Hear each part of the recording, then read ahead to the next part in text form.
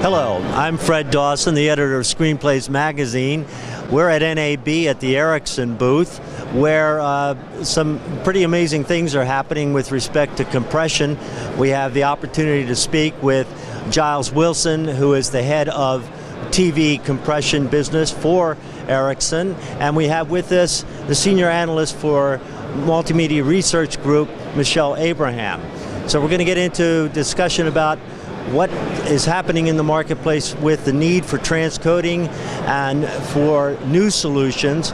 And we're going to start out with speaking with Michelle about just what she's seeing through her research efforts.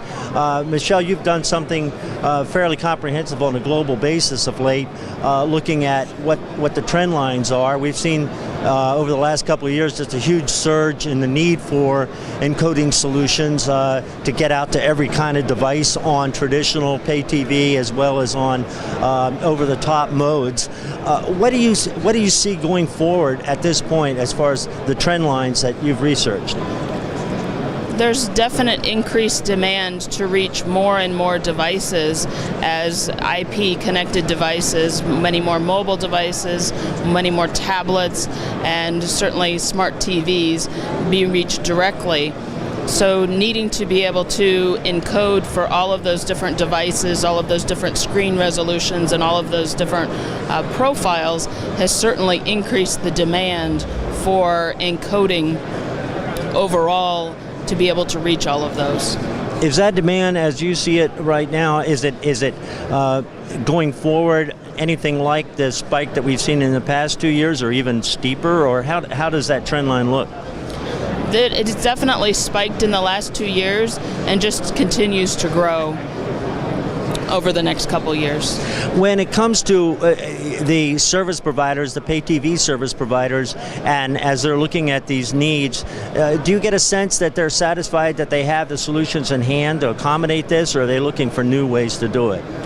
Well, they're always looking for improvements in video quality at the same bandwidth, or being able to have the same video quality they had previously at lower bandwidth, and they're always looking to improve the density of the solutions, because of course the more the solutions take up rack space and the cooling costs and those operational expenses. With more dense solutions, some of those operational costs can be lowered. So they're always looking for improvements from the compression vendors with new solutions to be able to address those issues. You mentioned the bandwidth question, and obviously we now have the recently ratified standard high efficiency video coding, HEVC, coming into the marketplace. In fact, Ericsson has introduced a mobile way to do HEVC and has included LTE broadcast as part of the HEVC solution that they're offering, which gets the mobile and also the over-the-top side too into this space with HEVC at a fairly fast pace.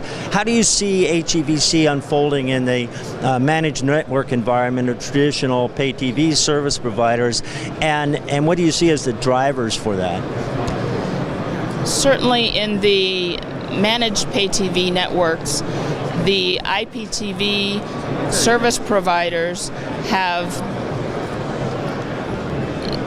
in some cases a limited service territory that they can reach with the current compression technologies, and being able to compress the signal even further and reduce the bandwidth for some of these telcos can increase the amount of customers that they are able to reach with their TV services.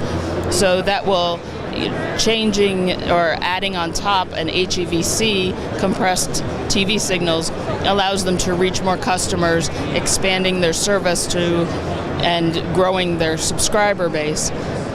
And there are also pay TV providers who are looking to deliver higher quality 4K signals, and those would require HEVC compression in order to be able to deliver those signals.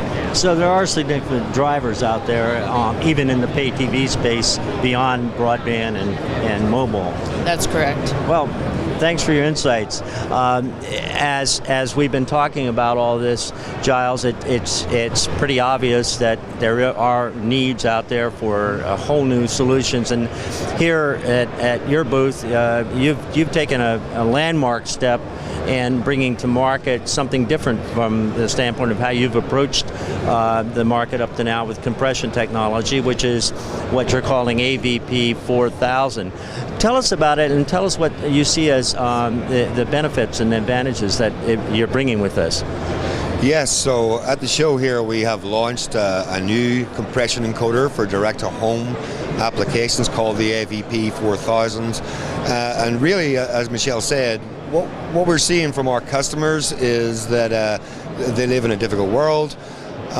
They have the challenge of continuously rolling out these multi-channel services, including over the top.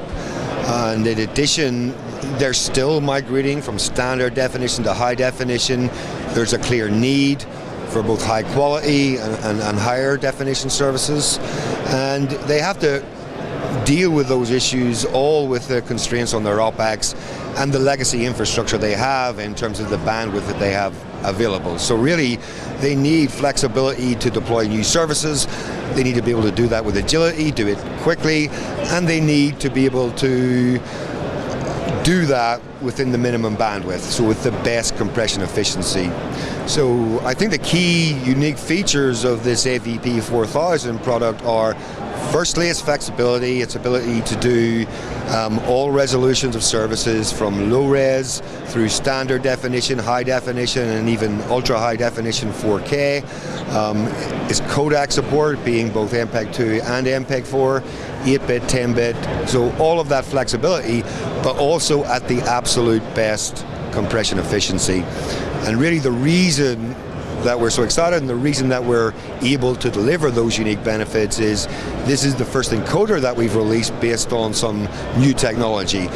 We've designed our own chipset for doing the compression, which allows us to give that compression performance and that flexibility for the customers.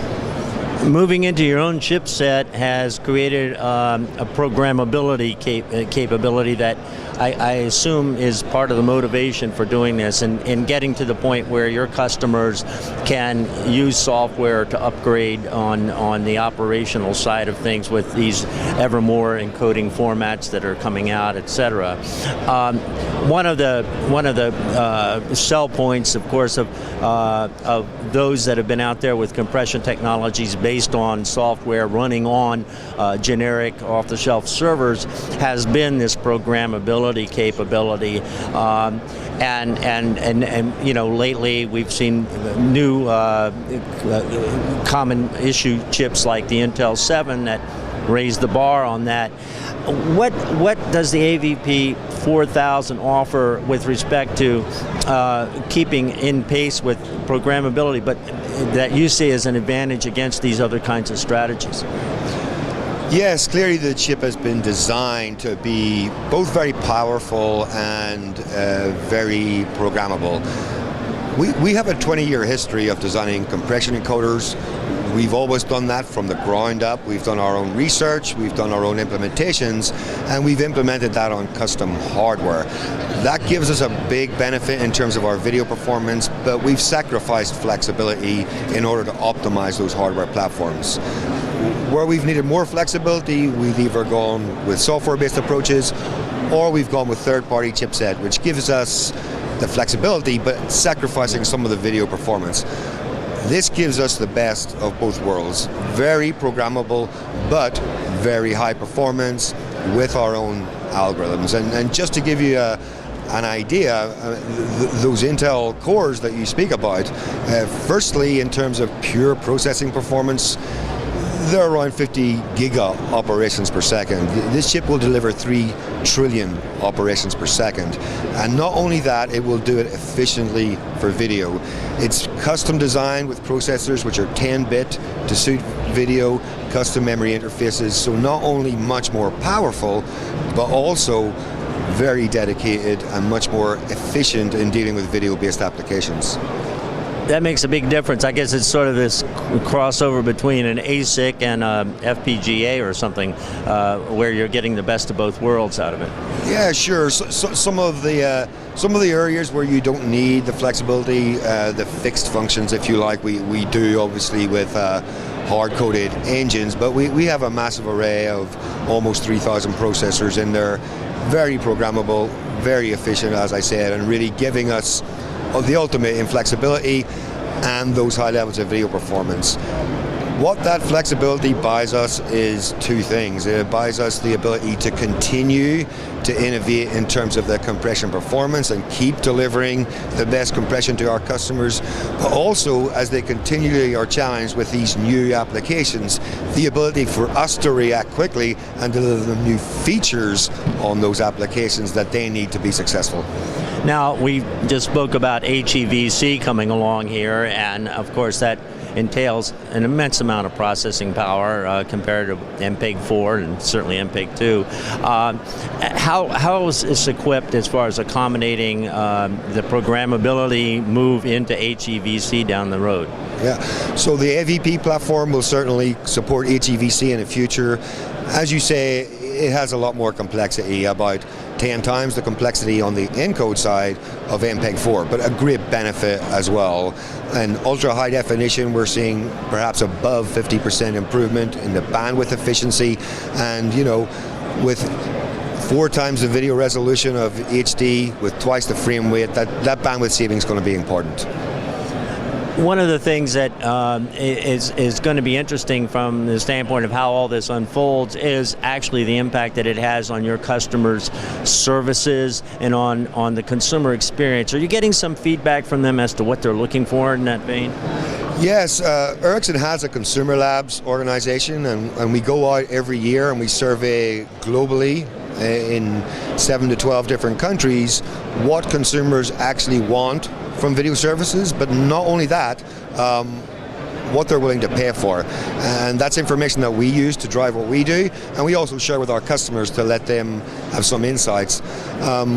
Consistently, what we're seeing is that yes, they want the additional ways of viewing their content, but also top of the list always is the quality of the video, both in terms of high definition and also the quality of the reliability of the service itself. So those are still key drivers for the consumer and still things that they're willing to pay for.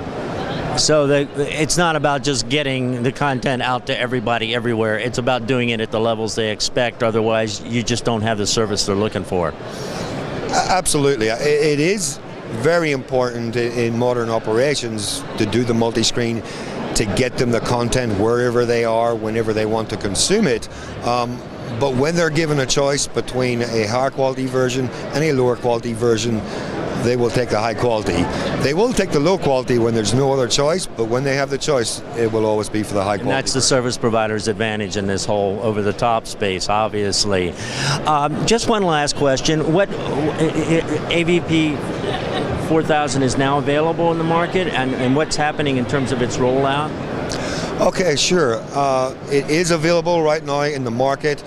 We have already had our first sales. We are in labs with 3 different customers across the globe, and we expect to be in volume shipments in the next quarter. Okay. Well, thank you very much, Giles. I really appreciate your time, and thank you, Michelle. It's been great talking with you.